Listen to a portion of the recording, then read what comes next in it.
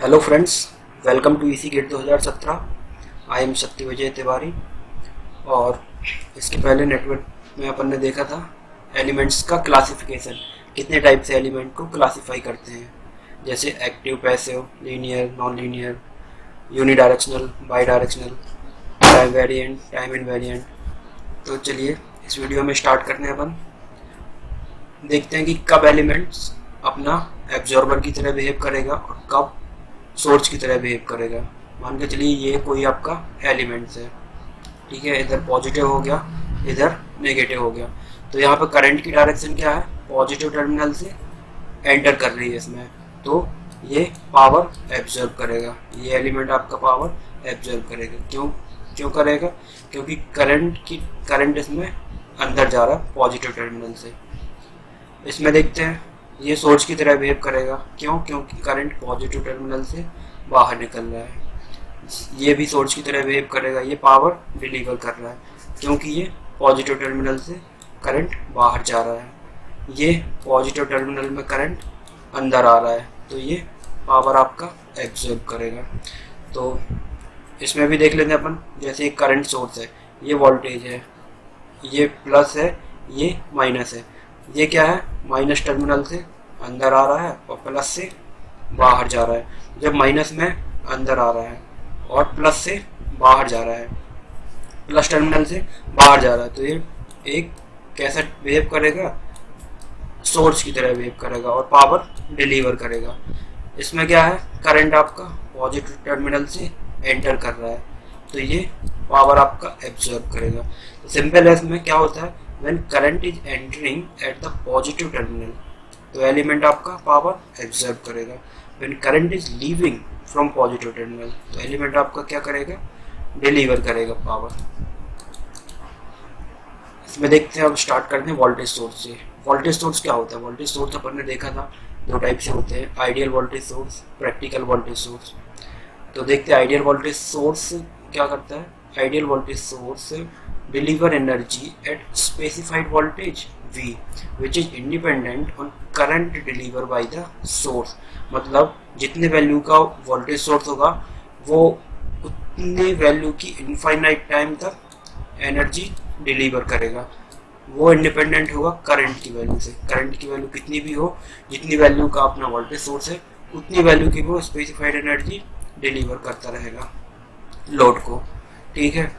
और इसकी एक प्रॉपर्टी और होती है आइडियल वोल्टेज सोर्स की, internal resistance of ideal voltage source is zero.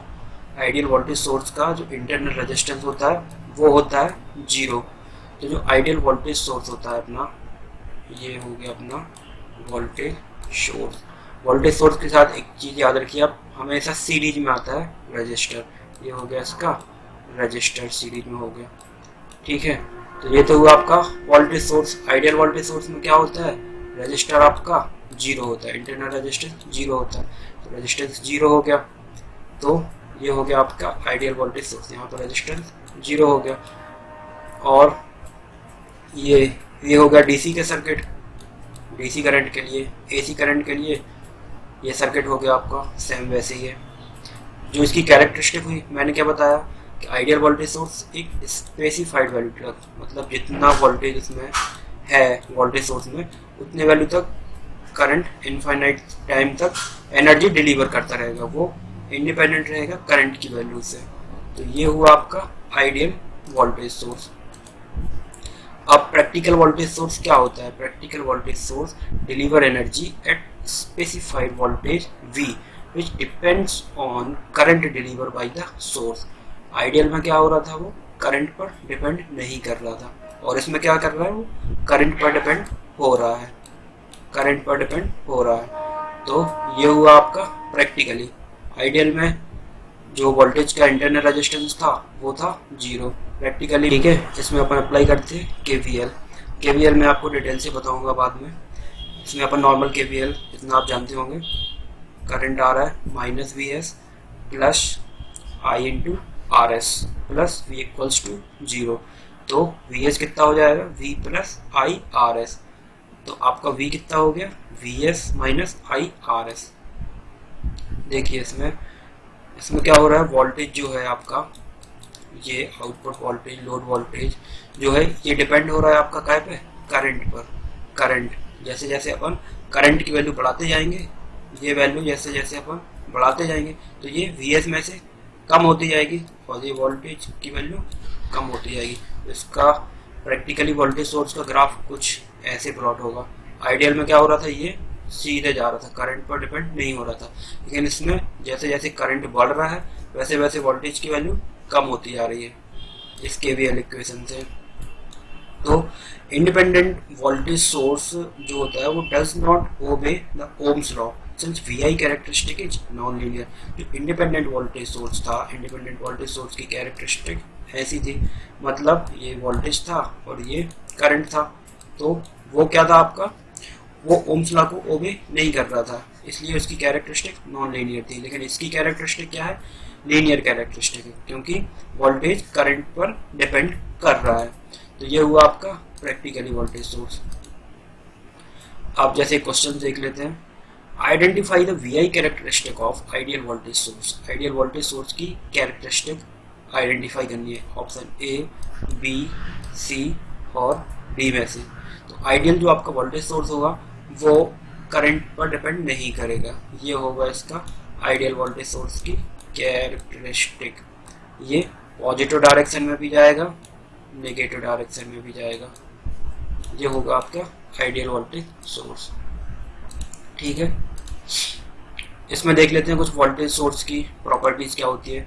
Voltage source मान के चलिए दो वोल्टेज सोर्स सीरीज में है, दो वोल्टेज सोर्स सीरीज में है, तो इसका इक्विवेलेंट कैसे बन जाएगा, V1 और V2, ये V1 प्लस V2 सीरीज में दोनों वोल्टेज सोर्स ऐड हो जाएंगे और उसको कंबाइन करके अपन एक वोल्टेज सोर्स से डिनोट कर सकते हैं। जब इसमें डायरेक्शन सेम थी, डायरेक्शन इसमें सेम थी, मान के चलिए दूसरा सर्किट ऐसे है, इसमें डायरेक्शन ऐसे है, इसकी डायरेक्शन ऐसे हो रही है, तो इसका इक्विवेलेंट सर्किट अपन कैसे बना सकते हैं, एक तो V1 माइनस V2 करके, लेकिन डायरेक्शन V1 माइनस V2 किया तो डायरेक्शन अपन को V1 की रखनी पड़ेगी, मतलब V1 में प्लस माइनस, तो V1 माइनस V2 की डायरेक्शन प्लस माइनस।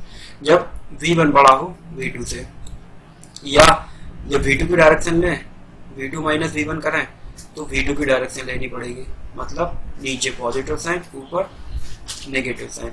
जब V2 बड़ा हो V1 से तो या तो ऐसे डिनोट कर सकते हैं या ऐसे डिनोट कर सकते हैं, मतलब V1 से अगर अपन ने माइनस किया V2 को तो V1 की डायरेक्शन लेंगे, और V2 में से V1 को माइनस किया तो V2 की डायरेक्शन लेंगे। ठीक है, इसमें मान के चलिए दो वोल्टेज सोर्स अगर पैरेलल में है, दो वोल्टेज सोर्स अगर पैरेलल में है तो दोनों क्या होंगे, इक्वल होंगे। पैरेलल में अगर दो वोल्टेज सोर्स कनेक्ट है तो दोनों की वैल्यू इक्वल होगी हमेशा, कोई भी वोल्टेज सोर्स हो, किसी भी सर्किट में दो वोल्टेज अगर पैरेलल में कनेक्ट हैं तो उनकी वैल्यू सेम होगी, V1 इक्वल्स टू V2 हो जाएगा। इसमें देखते हैं मैंने क्या बताया था, वोल्टेज सोर्स के साथ आपका हमेशा सीरीज में आता है रजिस्टर, हमेशा सीरीज में आता है रजिस्टर, वही वोल्टेज सोर्स पर इफेक्ट करता है। ये वोल्टेज हो गया, ये रजिस्टर हो गया। तो मान के चलिए अगर किसी वोल्टेज सोर्स के साथ पैरेलल में कोई रजिस्टर आ रहा है तो उसको अपन सीधे सीधे नेग्लेक्ट कर सकते हैं, तो इसका इक्विवेलेंट सीधे सीधे वोल्टेज सोर्स से डिनोट कर सकते हैं। वही यहाँ देखते हैं, वोल्टेज सोर्स के साथ मान के चलिए अगर पैरेलल में करंट सोर्स भी आ रहा है तो भी अपन इसका इक्विवेलेंट वोल्टेज सोर्स ही ले सकते हैं, मतलब वोल्टेज सोर्स के साथ पैरेलल में या तो रजिस्टर हो तो वो हटा सकते हैं अपन, या पैरेलल में करंट हो तो वो भी हटा सकते हैं। तो ये हुई वोल्टेज सोर्स की कुछ कैरेक्टरिस्टिक। अब करंट सोर्स की देख लेते हैं अपन। करंट सोर्स क्या है, ideal current source deliver energy at specified current I, जैसा वोल्टेज V तक एनर्जी डिलीवर कर रहा था वैसे ही ideal current source specified current, जितना उसमें करंट की वैल्यू स्पेसिफाई होगी उतनी वैल्यू की हमेशा एनर्जी डिलीवर करता रहेगा। वो एनर्जी इंडिपेंडेंट होगी वोल्टेज अक्रॉस द सोर्स, मतलब वो वैल्यू भी सोर्स पर डिपेंड नहीं करेगी आइडियल करंट सोर्स की बात करें तो। और internal resistance of ideal current source is infinite, ideal जो करंट सोर्स होगा उसका इंटरनल रेजिस्टेंस क्या होगा, इनफाइनाइट। वोल्टेज सोर्स का इंटरनल रेजिस्टेंस कितना था, 0 था। जो आइडियल आपका करंट सोर्स होगा, ये हो गया आपका आइडियल करंट सोर्स, इसके साथ हमेशा पैरेलल में आएगा आपका रेजिस्टेंस, वही आपकी के करंट सोर्स की वैल्यू पर इफेक्ट करेगा। अगर रेजिस्टेंस सीरीज में है तो वो कोई इफेक्ट नहीं करेगा।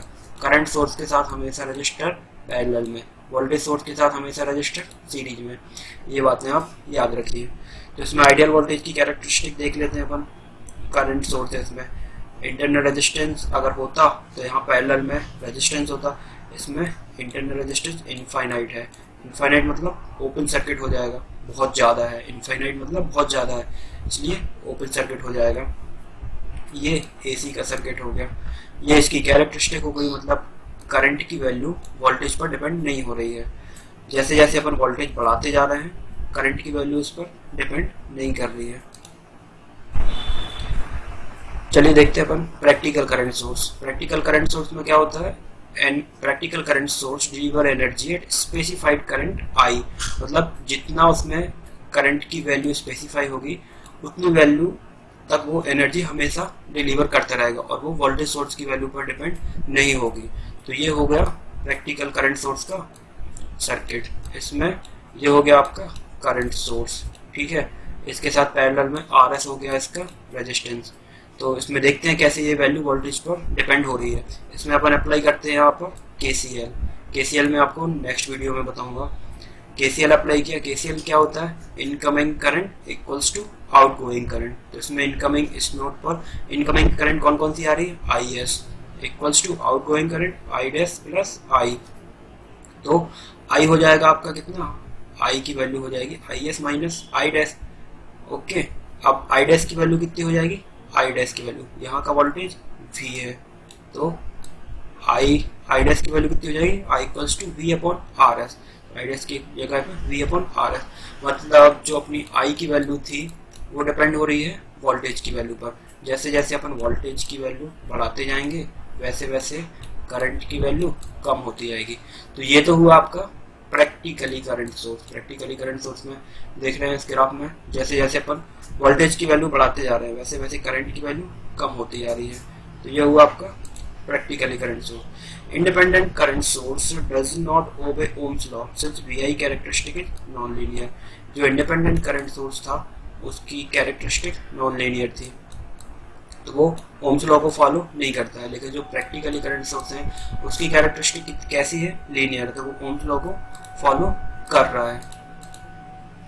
ये यहाँ पे अपन देख लेते हैं कुछ करंट सोर्स की प्रॉपर्टीज, जैसी वोल्टेज सोर्स की प्रॉपर्टी थी। तो इसमें क्या है, अगर दो करंट सोर्स पैरेलल में है तो उसका इक्विवेलेंट क्या हो जाएगा, I1 और I2 दो करंट सोर्स है तो उसका इक्विवेलेंट I1 प्लस I2। इसमें मान के चलिए I1 की डायरेक्शन और I2 की डायरेक्शन अपोजिट है तो इसका इक्विवेलेंट क्या होगा, I1 माइनस I2। जब I1 माइनस I2 आप लोगे तो डायरेक्शन आपको I1 की रखनी पड़ेगी।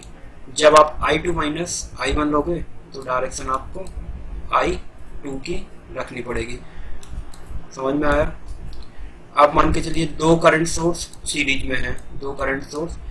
में है तब उनकी वैल्यू सेम होगी। I1 और I2 दो सीरीज में है तो I1 इक्वल्स टू I2। और वोल्टेज सोर्स में क्या बताया था, जब दो वोल्टेज सोर्स पैरेलल में हो तब उनकी वैल्यू सेम होगी। और करंट सोर्स में जब दो करंट सोर्स सीरीज में हो तब उनकी वैल्यू सेम होगी।